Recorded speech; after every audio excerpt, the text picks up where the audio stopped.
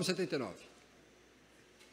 Ó Deus, as nações invadiram a tua herança, profanaram teu santo templo, reduziram Jerusalém a um montão de ruínas.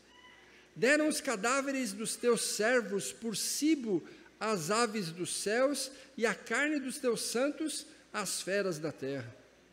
Derramaram como água o sangue deles ao redor de Jerusalém, e não houve quem lhes desse sepultura. Tornamo-nos o opróbrio dos nossos vizinhos, o escárnio e a zombaria dos que nos rodeiam. Até quando, Senhor? Será para sempre a tua ira? Arderá como fogo o teu zelo? Derrama o teu furor sobre as nações que te não conhecem e sobre os reinos que não invocam o teu nome. Porque eles devoraram a Jacó e lhes assolaram as moradas. Não recordes contra nós as iniquidades de nossos pais. Apressem-se ao nosso encontro as tuas misericórdias, pois estamos sobremodo abatidos. Assiste-nos, ó Deus e Salvador nosso, pela glória do teu nome. Livra-nos e perdoa-nos os pecados, por amor do teu nome. Por que diriam as nações: onde está o seu Deus? Seja a nossa vista manifesta entre as nações a vingança do sangue dos teus servos, a vingança do sangue que dos teus servos é derramado. Chegue à tua presença o gemido do cativo, consoante a grandeza do teu poder, preserva os sentenciados à morte. Retribui, Senhor, aos nossos vizinhos 7 vezes tanto o opróbrio com que te vituperaram. Quanto a nós, teu povo e ovelha do teu pasto, para sempre te daremos graças. De geração em geração, proclamaremos os teus louvores. Amém. Oremos ao Senhor. Deus Santo, nós precisamos da tua graça sobre a nossa vida, sobre o nosso coração, sobre a nossa maneira de pensar e de viver neste mundo, porque sozinhos nós somos facilmente enredados e conduzidos pelas artimanhas dos homens.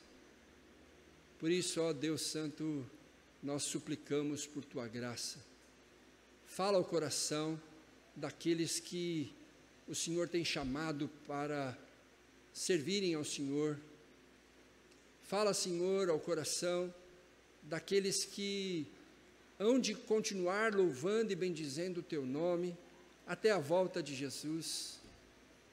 Fala, Senhor, ao coração do teu povo reunido neste lugar, para que nós possamos, ao voltarmos para os nossos lares, para as nossas atividades semanais, glorificar, bendizer, anunciar o teu nome Salvador.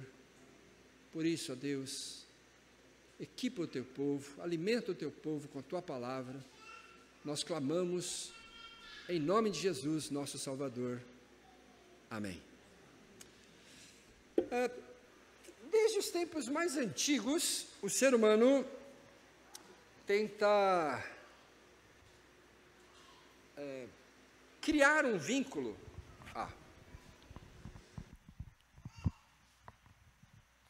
Vamos tentar agora. 1, 2. O ser humano tenta criar um vínculo entre o poder governamental e o poder religioso. Desde as mais antigas civilizações, via de regra, o líder governamental era também o líder religioso. Ou quando não era, tinha um líder religioso como seu parceiro, como seu ministro, para poder governar. A ideia, via de regra, acontecia porque os povos acreditavam que o líder possuía uma ligação especial com a divindade e, portanto, se quisessem ser felizes, eles precisavam obedecer a este líder ou a este representante divino.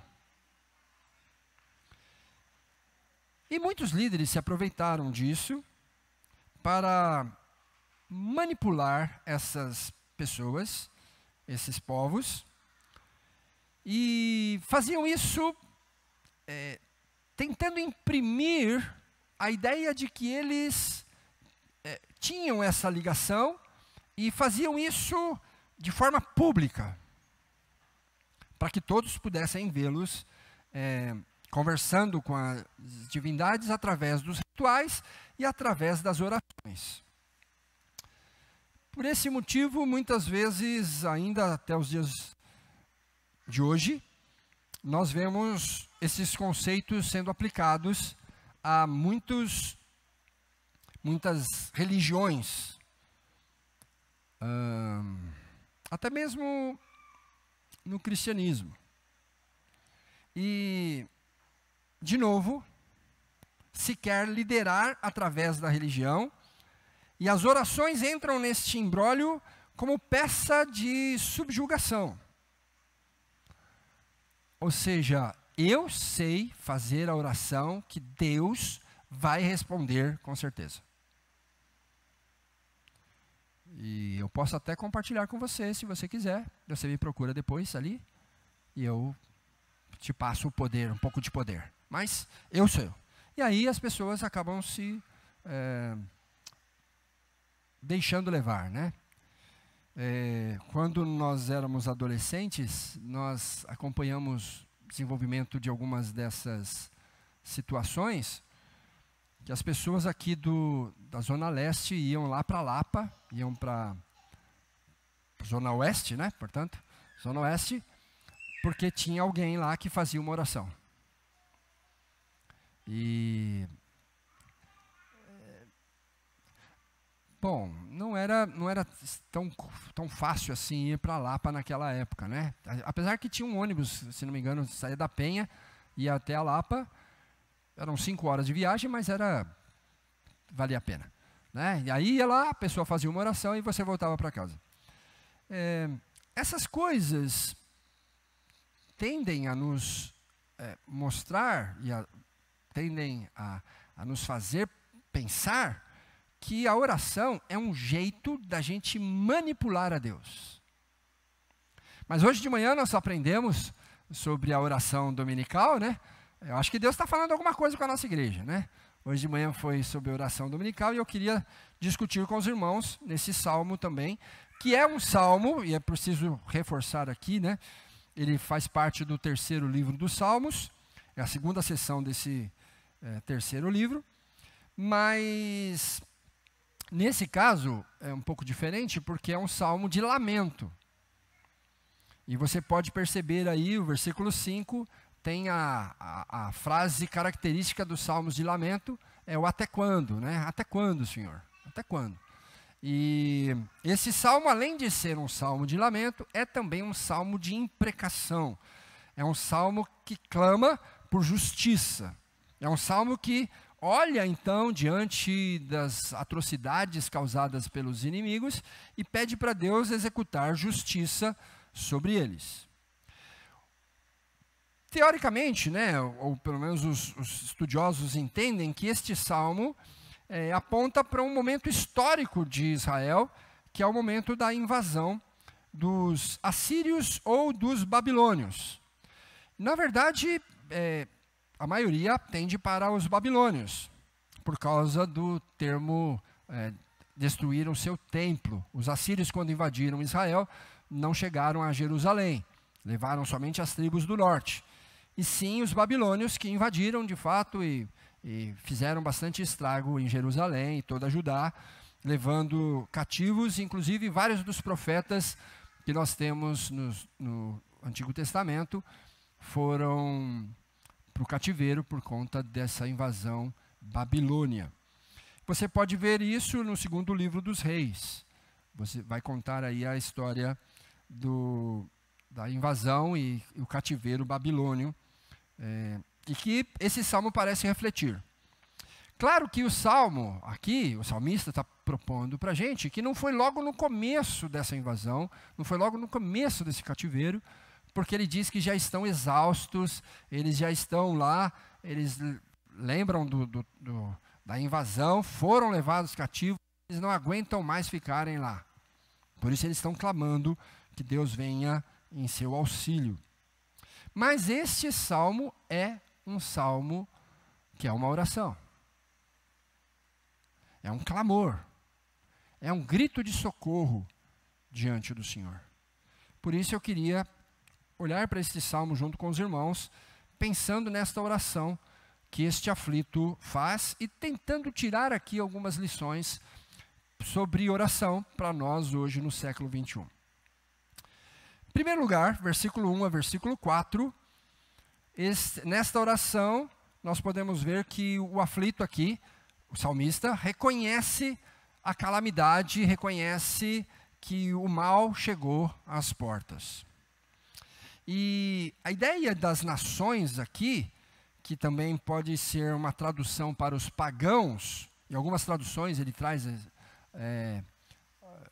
ó Deus, os pagãos invadiram a tua herança. Né? Então, são as outras nações que não são, evidentemente, o povo de Deus. E as obras aqui, né, esses invadiram, profanaram, reduziram a ruínas a cidade, tudo, são ações que essas nações fizeram, ou esta nação fez, destruindo tudo, com muita violência, muita força, para exatamente humilhar o povo. E aí está a questão da crueldade, né? A mortandade que aconteceu nesse momento histórico, a chacina proposta aí, são hipérboles, né, do derramar sangue como água, corpos como ração para os animais. A vergonha trazida aqui, né, levantada aqui, aponta exatamente isso, que eles não permitiram que os judeus enterrassem seus mortos. E isso no Oriente era muito grave. As grandes batalhas, quando terminavam, ou eles davam uma trégua, para cada exército poder recolher os seus mortos, os seus feridos, para poder dar um sepultamento decente. Mas eles não permitiram isso. Deixaram os corpos para as aves, deixaram os corpos para os chacais, para as feras. Isso era inaceitável. Esta vergonha, e eles vão dizer, o salmista vai dizer aqui que esses povos vizinhos, né, esses povos ali que invadiram, aproveitaram e invadiram o Judá, eles agora, o salmista pede que eles possam também experimentar a vergonha, porque eles pisaram, eles judiaram. Aliás, a palavra judiar vem exatamente do povo judeu, né? Do sofrimento que o povo judeu teve. Por isso a gente usa o termo até hoje de judiar. E interessantemente, esses vizinhos, diz o texto, o salmista diz, que eles zombavam. Veja o versículo 10. Cadê o seu Deus? E aí? Cadê o seu Deus? E isso trazia um acúmulo de dor e de angústia para a vida daqueles que estavam em aflição nesse momento. A primeira coisa que a gente precisa perceber quando a gente vive neste mundo é que nem todo dia é dia de festa. Tem dia de dor. Tem dia de angústia. Tem dia de vergonha. O salmista aqui, com a sua oração, reconhece que o dia mau chegou. Segunda coisa que essa oração propõe para a gente é o lamento que o salmista faz, esse aflito, né, faz, pedindo justiça, versículo 5 a versículo 7. E aí você percebe claramente o choro, né, o lamento. O clássico, até quando, Senhor? Será para sempre? Isso não tem fim? O castigo nunca vai acabar? A gente pode perceber, com esses termos, a dor profunda que apertava o coração do salmista. E é claro que a gente está falando do salmista aqui, mas não é só ele, né? Ele faz parte de um povo que está na mesma situação. Não é apenas o salmista que está dentro de casa sofrendo de alguma maneira. É todo um povo, todos os seus amigos, seus parentes, aqueles que sobreviveram, que não ficaram prostrados lá em Jerusalém, que foram levados cativos, agora estão em sofrimento. E não sei se você reparou, mas é exatamente aqui, no momento da dor, no momento da angústia, no momento do choro, é a única vez neste salmo que ele vai evocar o nome de Yahvé. Por quê? Versículo 5. Porque é o Deus do pacto, o Deus da aliança. No restante do salmo ele chama de Senhor, ele chama de Deus, mas aqui ele está dizendo Yahvé, vai ser para sempre. O Senhor falou que não ia. O Senhor falou que estaria sempre com a gente.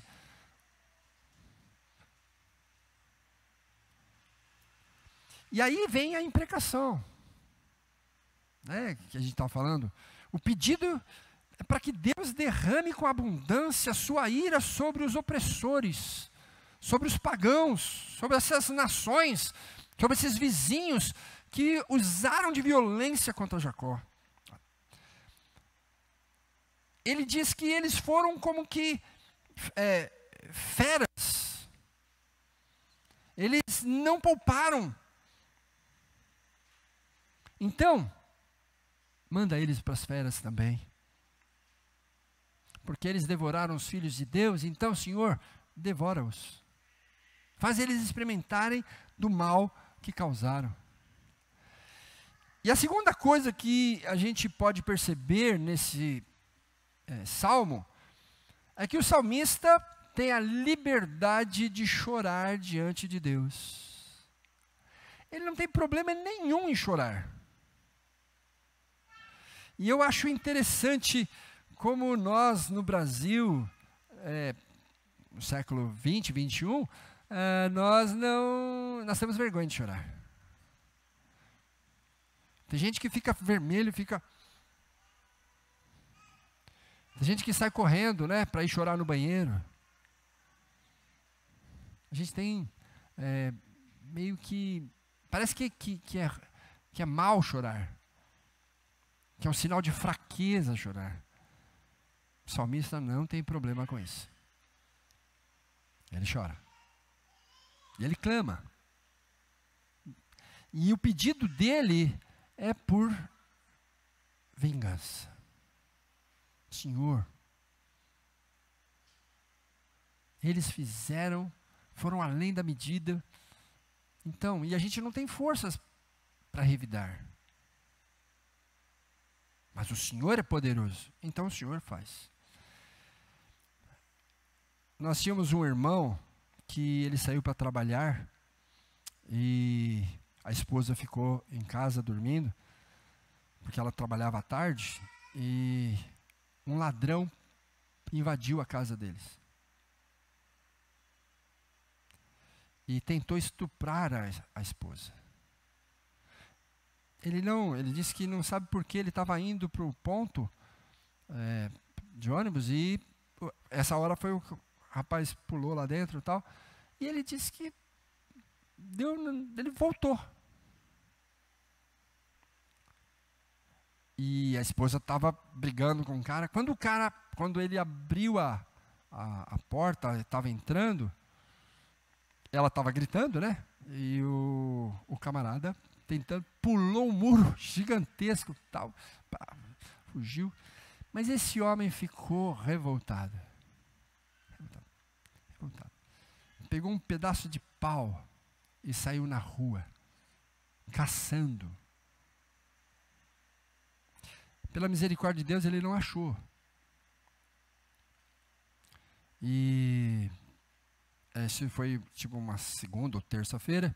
Nós tínhamos discipulado quarta ou quinta-feira. Imagina só as questões que ele trouxe para a gente. A revolta que ele estava. Como é que Deus deixa isso acontecer? Como é que eu saio para trabalhar? Isso acontece. Se eu não volto e tal. E a gente... Foi muito difícil. E aí nós dissemos, olha, você pode pegar essa pessoa? Ele disse, não posso. E é isso que está... Eu disse, então, vamos fazer uma oração? Vamos pedir que Deus tome conta dele? Que Deus faça justiça por você? Foi o único jeito que ele se acalmou. Foi depositando a sua confiança de que a justiça de Deus faria o que ele não podia fazer. Porque mesmo que ele encontrasse a pessoa, ele não podia fazer. Ele não podia matar a pessoa. E com a raiva que ele estava, certamente isso aconteceria. E ele então pôde se acalmar. E eu, quando li este salmo, pensando nas orações imprecatórias, eu me lembrava deste momento. Da dor que se transforma em raiva, se transforma em angústia, mas você não tem forças, você não tem elementos. Então, o que você deve fazer é depositar nas mãos do soberano. Ele pode. E ele faz. Terceiro, versículo 8 a versículo 10. O aflito, então, agora, na sua oração, suplica o perdão dos pecados. E é interessante porque ele fala uma coisa que muitas vezes nós pensamos também. Ele diz, não nos puna pelo pecado dos nossos pais. Parece que essa herança que nós recebemos, né, dos nossos pais, nós achamos que os problemas que nós enfrentamos hoje são fruto dos problemas, como resultado dos problemas dos nossos pais. E muitas vezes são, porque se um pai fica desempregado, quem não come é o filho também. Se um pai é preso, quem fica desassistido nessa história também é o filho. Então, há consequências. O povo estava sendo levado cativo por causa dos pecados, por terem se afastado de Deus. E não somente esta geração tinha feito isso, mas os seus antecessores tinham feito isso também. E apesar de Deus ter ensinado através dos profetas e ameaçado com o cativeiro, e eles terem visto isso acontecer com seus meio-irmãos, né, com o povo, as 10 tribos e meia, o Israel, através dos assírios, eles não mudaram o curso dos seus pecados. E por isso, tinham sido levados cativos. Então o salmista diz, não é que nós somos inocentes. Nós sabemos que não somos, mas não faz a gente pagar pelos problemas, pelos pecados da geração anterior à nossa. Ao invés disso, Senhor, ao invés de nos derramar sobre nós a tua ira, Faz vir ao encontro de nós as tuas misericórdias. Eu achei brilhante como o salmista lida com a situação. Ele não está dizendo, nós não somos culpados. Ele está dizendo, nós somos também, mas nós precisamos de misericórdia, Senhor. Porque uma vez que o Senhor, o teu povo é envergonhado, todos vão falar do Senhor, que é o Deus desse povo. O teu nome está em jogo. E o salmista usa aqui nesse salmo vários termos para falar o nome de Deus. Ele usa Deus, usa Yahvé, Senhor, com todas as letras maiúsculas, usa Salvador e usa também Senhor, só com o primeiro S maiúsculo, mas de qualquer maneira, é preciso entender que ele está falando sobre o caráter de Deus no versículo 9. Não é apenas o nome em si, mas o caráter de Deus. Os nomes refletiam isso, e portanto o salmista está dizendo, Senhor, os povos vão falar mal da gente, mas nós somos o teu povo, então vão falar mal do Senhor, porque o Senhor prometeu que estaria conosco sempre.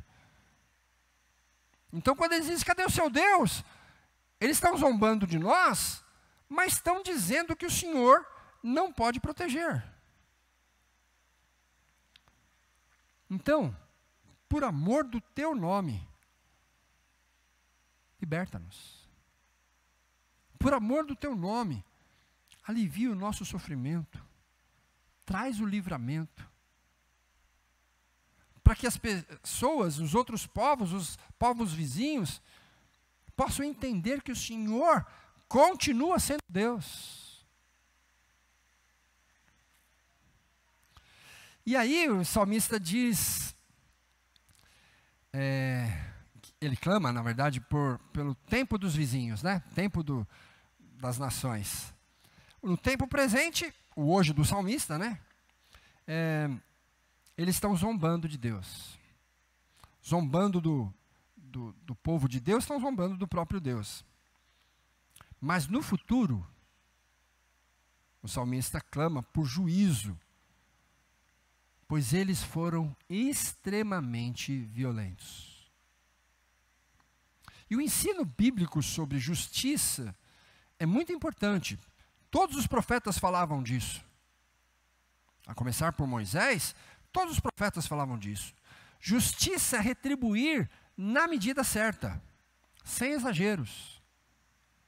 Quando Moisés diz, olho por olho, é um olho por um olho, não um olho por uma cabeça. Não um olho pelos dois olhos. Não. A justiça tem que ser aplicada de maneira correta, de maneira justa, de maneira certa, sem ultrapassar. Porque quando ultrapassa, aquele que está exercendo justiça passa a ser o réu. E aí está um segredo, pais e mães, que nós precisamos sempre nos lembrar.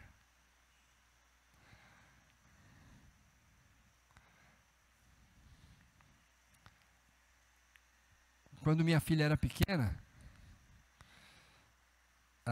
antes dela nascer, nós fizemos algumas viagens, e a Vilma gostava de comprar alguns bibelôs. Sabe aqueles... uns enfeitinhos assim, né? E a nossa estante era bem baixinha, então ela colocava ali. E alguém falou assim, quando eu criança, assim, ela falou, meu filho, né? Meu filho, minha filha, não vai mexer nisso não.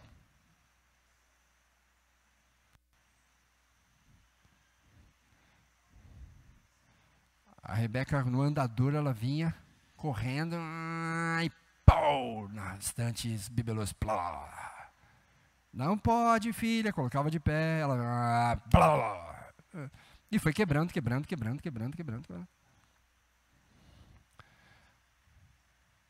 Antigamente, as televisões, que era um tubo enorme, né, mas uma caixa enorme, eles colocavam todo preto, tudo cinza, eles colocavam um botãozinho vermelho embaixo. Um botãozinho vermelho embaixo, na altura da criança. Tudo preto e um botãozinho vermelho. A criança ia quase que hipnotizada. E os pais diziam, não pode! Não pode! E ela... está chamando. E às vezes eu via pais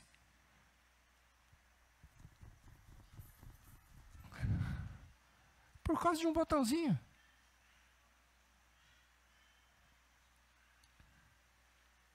Eu apanhei muito por colocar o pé em cima do sofá. Não sei se isso aconteceu com você.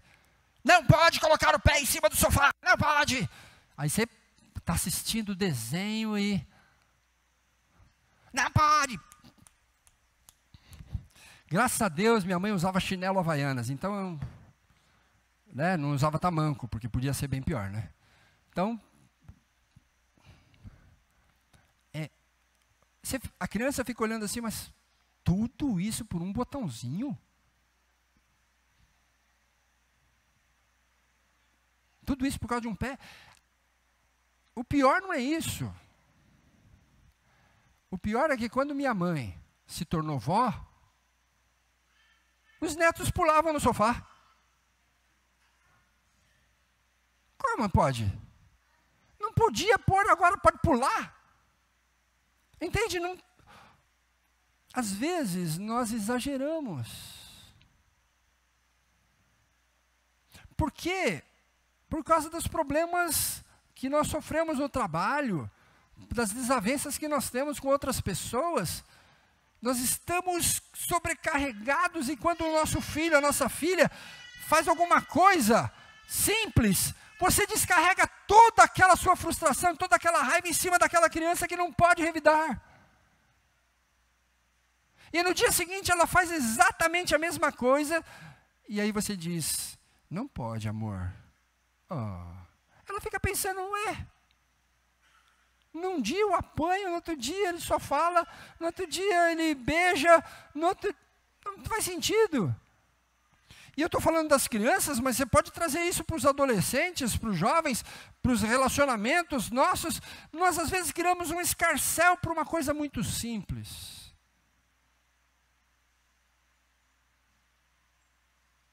Não tem justiça nisso. É preciso ser proporcional. E é claro, a Bíblia diz que os nossos filhos precisam entender a vara. Os pais precisam educar seus filhos. E se não pode, então não pode. Não é que não pode hoje, não pode, ponto. E se preciso for, a vara precisa entrar em ação, eles precisam apanhar para entender que não podem.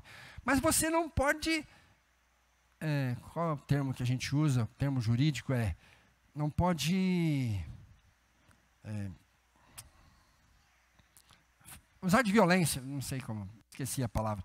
Você não pode esfolar seu filho por uma coisa simples.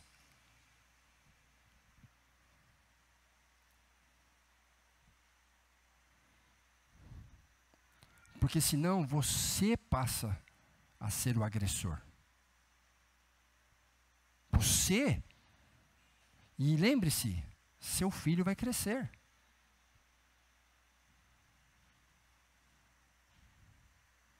E ele vai levar esses conceitos para a vida dele.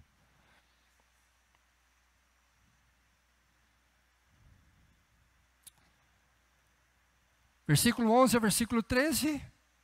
O aflito então espera pelo agir de Deus. E interessantemente, agora ele olha para esse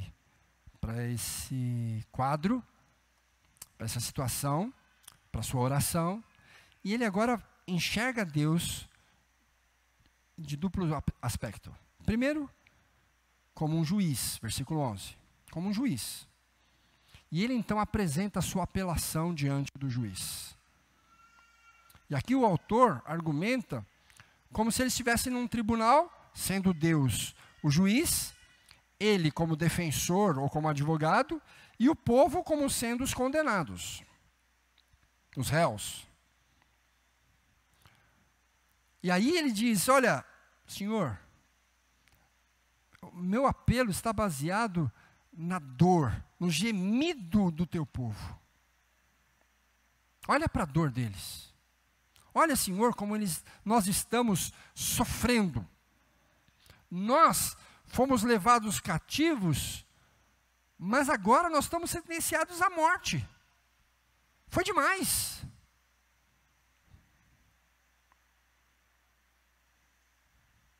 E ele não está dizendo que não tem culpa.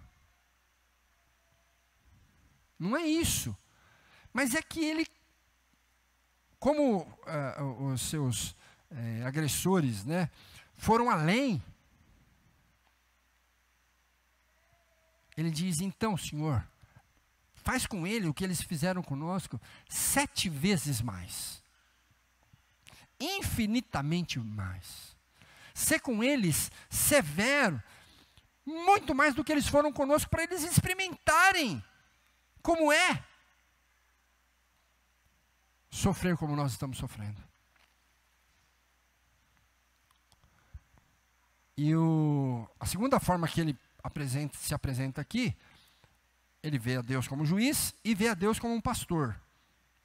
Nessa mudança de perfil aqui, o salmista termina falando exatamente isso, de Deus não é somente juiz, mas ele também é o cuidador, é o pastor. E o povo, que no quadro anterior eram os réus, ele agora são as ovelhas. Então,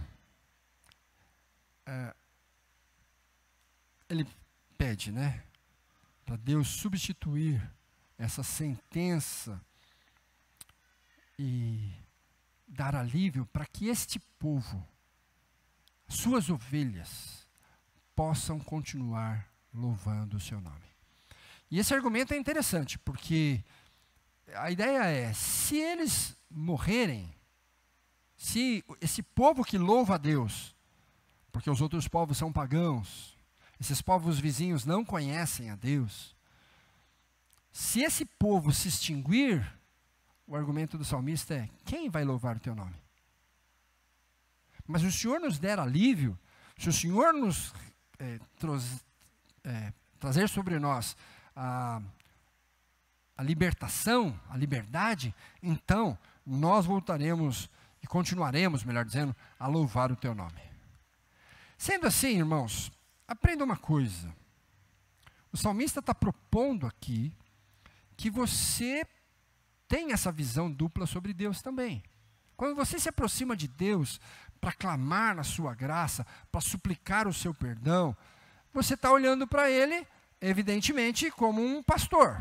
Você é a sua ovelha e Ele é seu pastor. Esse é o pacto. É assim que Deus disse, vocês serão o meu povo e eu serei o vosso Deus.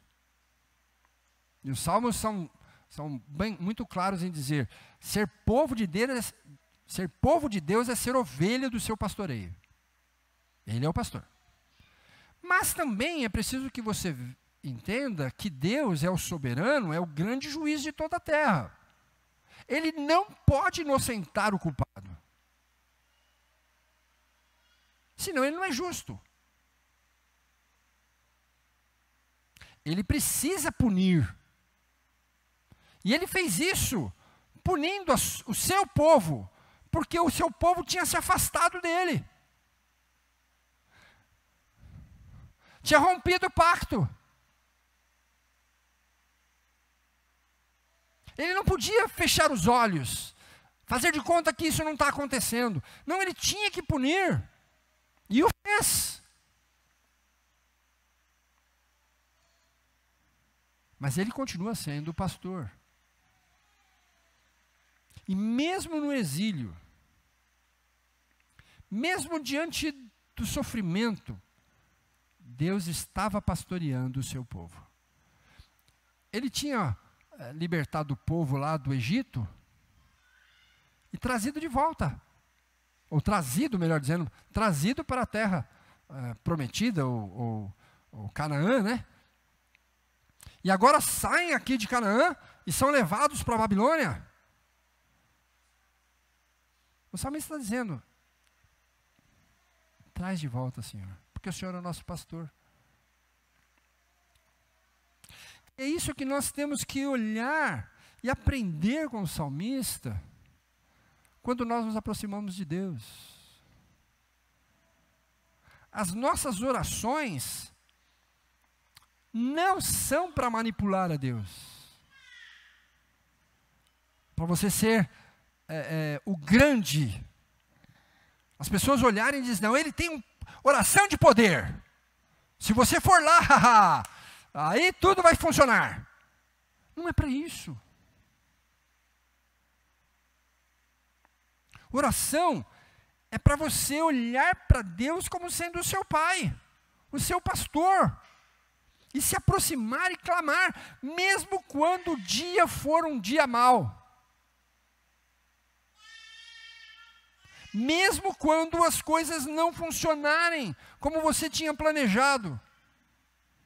Às vezes, não funciona por causa do nosso pecado. E nós sofremos, erramos, porque nos desviamos e nós sofremos. Mesmo assim,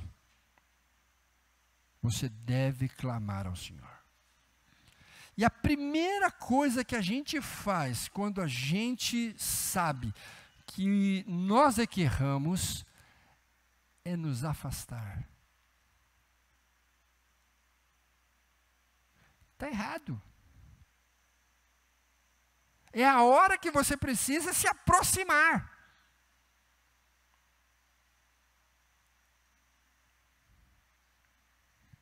Porque Ele continua sendo o seu pastor. Não adianta você querer fazer uma grande oração, uma longa oração, uma oração cheia de superlativos, uma oração bonita. Você vai no dicionário, acha um monte de palavras bonitas, e para fazer uma oração, tentando manipular Deus. Não.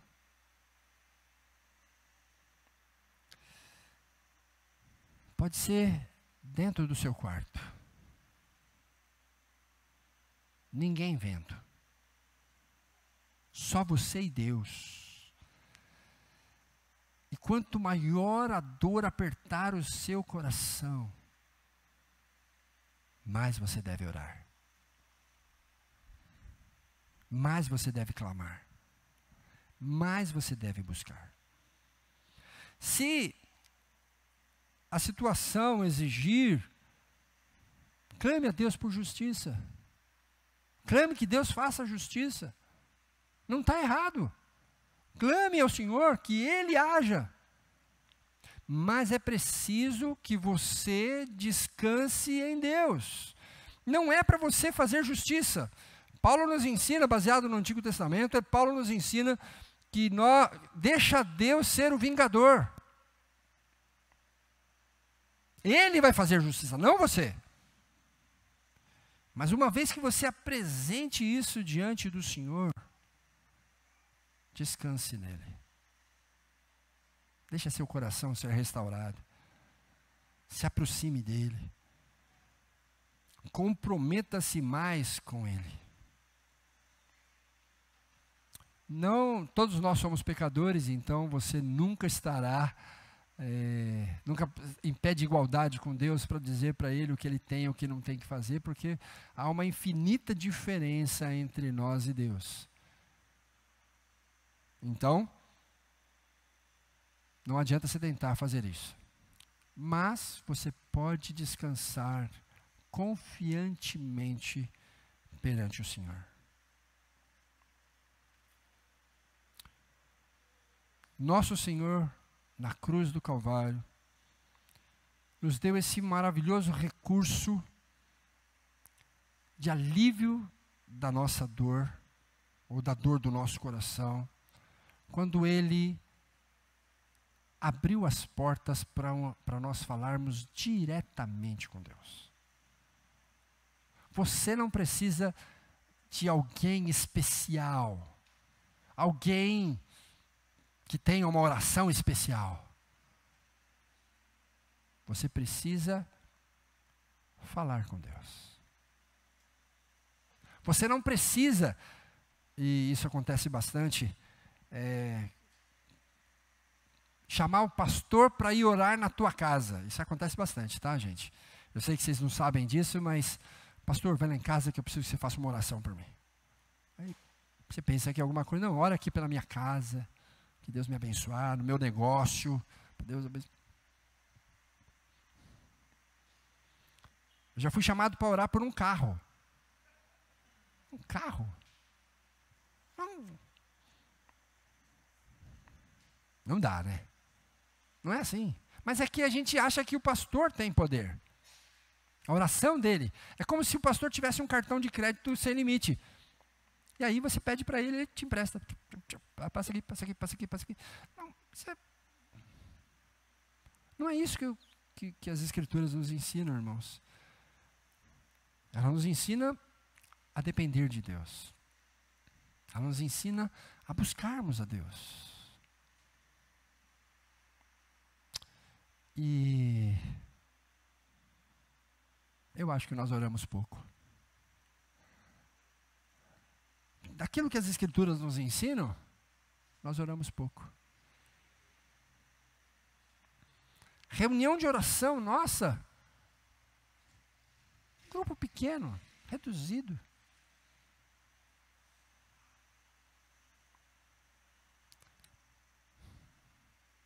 A gente convoca as pessoas para um momento de oração e as pessoas, não vou. Estou muito ocupado para orar.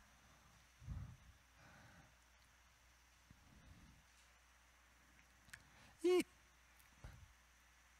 é como se nós não pudéssemos, ou melhor, como se a gente não de fato confiasse em Deus. A gente tem que resolver os nossos problemas. E eu penso que, como igreja do Senhor,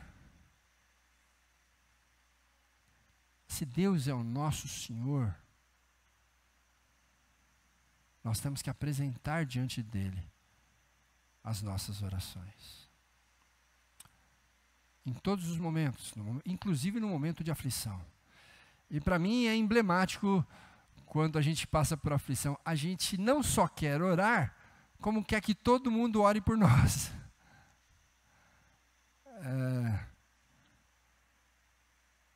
Tinha uma irmã, numa outra igreja que eu pastoreei, e ela nunca vinha na reunião de oração, mas quando ela passou por um problema muito sério, então ela me procurou uma segunda-feira e disse: pastor, esse é o meu problema. Tal. Quando que vai ser a reunião de oração? Ela nem sabia quando era a reunião de oração, né? Lá era terça-feira, é amanhã. Tá bom. Mas só tem amanhã? É só terça-feira? É, só terça-feira. E se a gente convidasse os irmãos para fazer uma oração na quinta-feira também? E eu fiquei pensando, mas você nunca veio nos outros. Quando os outros estavam passando pelos problemas, você nunca veio. Agora você quer todo dia que as pessoas orem por você, e você quer fazer reunião de oração toda hora, porque é o momento da aflição. Mas a gente não pode viver de cativeiro. A gente não pode viver de aflição. Nossa comunhão com Deus tem que ser em todos os momentos, inclusive nos momentos de dor, nos momentos de cativeiro, inclusive, mas todos os momentos. Portanto, assim como o salmista, se propõe a louvar a Deus por todas as gerações, daqui para frente, ter no povo de Deus uma mudança, assim também eu quero propor para a igreja do Senhor reunida aqui, para a gente orar, individualmente, coletivamente, a gente orar, buscar a Deus, clamar ao Senhor, compartilhar as nossas dores e ver o agir de Deus sobre nós, porque Ele agirá. Vamos orar. Ó Deus, tem misericórdia de nós. Muitas vezes nós nos acostumamos a uma vida sem oração, a termos orações mecânicas, quase que ritualísticas, na hora das refeições, na hora de dormir. Mas, ó Deus, nós clamamos que o Senhor nos dê a oportunidade de gastarmos tempo na Tua presença, de compartilharmos as nossas vidas diante do Teu altar, junto com aqueles que entendem a nossa fé, porque compartilham da mesma fé que nós. Ó Deus Santo, Soberano, nós clamamos que o Senhor nos livre das nossas dores, não apenas para sentirmos alívio, mas para que nós possamos dar um bom testemunho diante daqueles que nos cercam, para que eles percebam que é o Senhor que governa, dirige a nossa história, e que mesmo tendo que passar pelas aflições, o Senhor não nos deixa sós. Por isso, ó Deus, suplicamos o Teu favor sobre o Teu povo neste lugar. Esta igreja aqui já foi tão grande, Senhor, tão cheia. E o Senhor sabe dos problemas, das dificuldades que esta igreja enfrentou. Mas, ó Deus, se o Senhor nos tem dado paz, dá-nos também, juntamente com a paz, o crescimento, a maturidade, para não nos afastarmos dos Teus caminhos. Não permita, Senhor, que as nossas orações sejam apenas e tão somente nos dias e nos momentos de aflição. Mas, ó Deus, clamamos por Tua graça para que a Tua igreja esteja em comunhão contigo, sempre, em todas as circunstâncias, tristes ou felizes, difíceis ou fáceis, mas que nós estejamos no centro da Tua vontade.